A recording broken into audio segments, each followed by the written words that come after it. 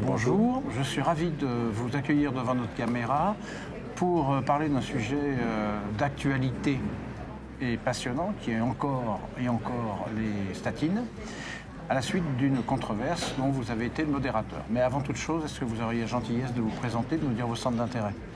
Alors, je suis cardiologue interventionnel, mais ma passion c'est la méthodologie, c'est-à-dire la méthode, l'étude de la méthode qui permet d'affirmer qu'une hypothèse est validée ou pas, notamment en matière thérapeutique.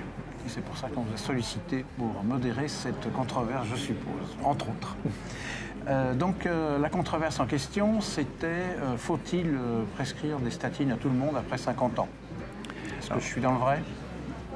Si l'on résume le fond du problème, qui est le fond de la controverse, tous les indicateurs en termes de bénéfices, d'efficacité, sont pour la prescription des statines systématiques après 50 ans, voire même avant, puisque l'on sait que la baisse d'une millimole de LDL cholestérol procure un risque qui est proportionnel à la durée de cette baisse. Et quand on fait des études en randomisation mendélienne, donc chez des gens qui ont une millimole de moins de cholestérol que les autres pour une raison génétique, on s'aperçoit qu'à 50 ans de suivi, donc dès l'enfance, dès la jeunesse, on a 50% de moins d'infarctus par rapport à ceux qui ont une millimole de plus. D'où l'intérêt, comme on sait que les statines sont efficaces à baisser le LDL cholestérol, de le proposer largement à des personnes et non pas à des patients. Et en termes de santé publique, on aurait donc une réduction massive à l'échelle de la population du risque d'infarctus. Ah, vous savez comme moi que quand on veut progresser, on est souvent obligé d'aller par étapes et qu'on voit mal du jour au lendemain nous dire demain matin, à partir du 1er janvier 2021, tout le monde sous statine. Donc la question c'est finalement, est-ce que déjà si on fait ce qui est préconisé, est-ce que c'est déjà fait? Probablement pas, vous allez me dire. Est-ce que déjà, si on le faisait, on ne serait pas déjà mieux dans les clous et qu'on aurait déjà un premier pas peut-être pour convaincre les autorités et les patients et les médecins et les cardiologues et les généralistes d'aller plus loin? Alors, ce dont j'ai parlé, ce sont des mesures de santé publique qui reposent sur une politique éventuellement volontariste. Il est bien sûr impossible de faire un diktat de cette sorte et il y a par ailleurs des contraintes qui sont les effets secondaires du traitement et ou les choix individuels. Et après, il y a des contraintes médico-économiques. Et dans ce cadre, en mélangeant tout ça, on arrive à des consensus que chez les patients les plus à risque, il est utile de diminuer le plus possible le cholestérol puisque ce sont eux qui sont à risque de refaire un événement. Et chez eux, l'effort doit être entrepris, d'autant que tous ne sont pas traités, tous ne sont pas à des objectifs qui certes sont arbitraires, mais qui sont un mode de conduite qu'on doit accepter globalement et que les efforts sont apportés là. Après, dans les patients, les personnes dites à haut risque, mais de prévention primaire, certaines à très bas risque la prennent parce qu'elles sont dans un contexte, je fais du sport, je prends une statine, etc.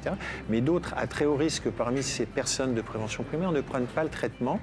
Alors, il y a le choix individuel, mais il y a aussi des médecins qui pensent qu'en prévention primaire, ça n'a pas d'utilité. Peut-être parce qu'on nous a vendu le risque relatif plus que le risque absolu. Alors ça, c'est un grand problème qui est celui de l'utilité. Le risque relatif permet de dire les statines sont efficaces, quelle que soit la personne prise en charge. Le risque absolu, c'est l'utilité, combien de personnes j'ai à traiter pour éviter un événement. Et là, on rentre dans le médico-économique. Ça, c'est une évidence. Plus j'ai de personnes à traiter, plus le coût induit pour éviter un événement sera important. Mais si on met en regard le coût de l'événement, parfois on a une balance qui s'équilibre. Alors, si aujourd'hui, je repose ma question de tout à l'heure, aujourd'hui, admettons que tous les patients qui relèvent d'une indication de statine conforme aux données de la science actuelle, les bonnes données, les bonnes recommandations, est-ce qu'à votre avis, déjà, on franchirait un grand pas? On franchirait d'autant plus un grand pas qu'il y a plusieurs études convergentes de registres, parfois rétrospectifs, qui ont montré que quand on prend uniquement les patients qui avaient le traitement et qui l'arrêtent, et qu'on regarde par rapport à ceux qui l'ont continué, quasiment toutes les données sont unanimes, qu'elles soient théoriques mais surtout prospectives et analysées, pour montrer une augmentation de la mortalité. Donc déjà, maintenir le traitement chez ceux qui l'ont est un grand effort, mais deux, le mettre chez ceux qui le justifieraient, on peut penser qu'on aurait un bénéfice supplémentaire majeur.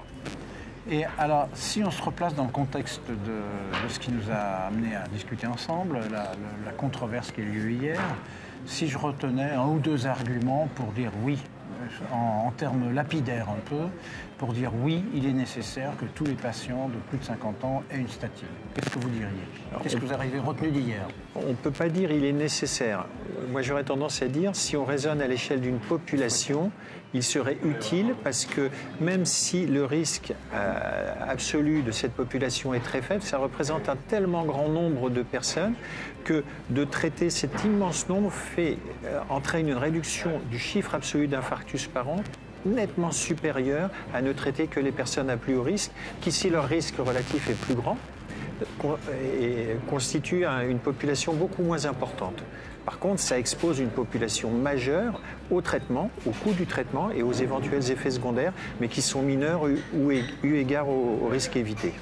C'est un peu compliqué, mais, non, mais je comprends. On est dans des stratégies de population. C'est pas parce qu'on a un résultat qui n'est pas aussi spectaculaire qu'après un infarctus que sur le nombre, on n'est pas gagnant. Tout à fait. On peut le dire. D'accord. Et alors maintenant, le pendant, qu'est-ce qui vous ferait dire non, je ne pousserai pas à... Si vous aviez un argument à donner pour dire je ne pousserai pas, vous avez droit à deux. C'est le respect de la personne et de ses choix individuels. On ne peut pas imposer un diktat de traitement. Quand quelqu'un a une fracture de hanche, on lui met une prothèse et là, il n'a pas le choix parce qu'il sait qu'il ne marchera pas. Quand il ne voit plus, il a le choix de porter ou pas des lunettes et de voir ou pas voir. Quand on lui dit prendre une statine, baisser votre cholestérol, diminue votre risque, il faut qu'il accepte à l'échelle individuelle de dire oui, j'accepte et je comprends que j'ai un risque et j'accepte de prendre un traitement. Mais ça, c'est un choix purement individuel, sachant que le traitement est vécu comme un stigmate, un symbole de la maladie. Et prendre un traitement, c'est parfois se dire je vais diminuer mon risque et c'est profitable pour moi et ma famille, mais inversement, c'est aussi le marqueur de je suis peut-être malade. Et on peut refuser ce marqueur. Et pour finir sur quelque chose de très objectif, est-ce que l'abaissement des objectifs tels qu'il a été présenté dans les dernières recommandations, c'est quand même un pas important. Est-ce que l'abaissement apparaît avec 6 mois, pas 6 mois, 6 mois de recul, 4-5 mois. 4-5 mois de recul, est-ce qu'il apparaît comme quelque chose d'aujourd'hui réalisable ou est-ce qu'il y a toujours des médecins qui freinent des cas de fer? Alors, il y a des médecins qui ont été très surpris. Il faut savoir que les données tant épidémiologiques que d'intervention sont pour obtenir des cholestérols les plus bas possibles. Et si on raisonne en termes de LDL, on pourrait dire qu'être entre 0,2 et 0,4 confère le plus faible risque. Par contre, on a les limites du traitement et de leur observance. Est-ce qu'on peut, avec les traitements disponibles, statine à dose maximale tolérée, plus ou moins ézetimibe, plus ou moins, quand sera résolu le problème de leur disponibilité des anti-PCSK9, arriver à des taux comme cela? Alors ça reste possible, ça a un coût et c'est surtout une addition de traitement. Et donc je pense que de dire on a un niveau de départ et l'abaisser de 50 ou 60% est un objectif plus simple, mais qui est un objectif alternatif à obtenir une cible, qui est un objectif beaucoup plus envisageable que de fixer une cible absolue qu'on ne peut parfois pas atteindre. Au moins en prévention primaire. En prévention primaire, mais surtout secondaire. Là, par contre, il faut être beaucoup plus strict. C'est pour ça. Il me semble qu'en prévention primaire, on peut se permettre de dire soyons plus modestes, visons 50%.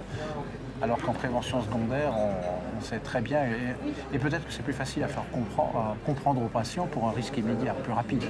Alors ça, il est évident que c'est plus facile, mais j'aurais aussi un autre marqueur qui n'est pas inutile à prendre en considération, qui n'est pas se fixer un objectif de LDL, mais se fixer un objectif qui est très simple. Il faut que le patient ait un traitement, une statine. Et déjà, rien que ça, peu importe l'objectif, mais s'il a le traitement et qu'il le prend, peu importe l'objectif, quand on est dans une négociation avec le patient, le LDL devient le marqueur du fait qu'on a la certitude qu'il a pris le traitement. Et ça, c'est déjà pas mal. C'est vrai. Écoutez, merci beaucoup. Et merci puis, on va attendre encore d'avoir un tout petit peu de recul sur les nouvelles recommandations pour voir ce qu'il en est. Tout à fait. Merci.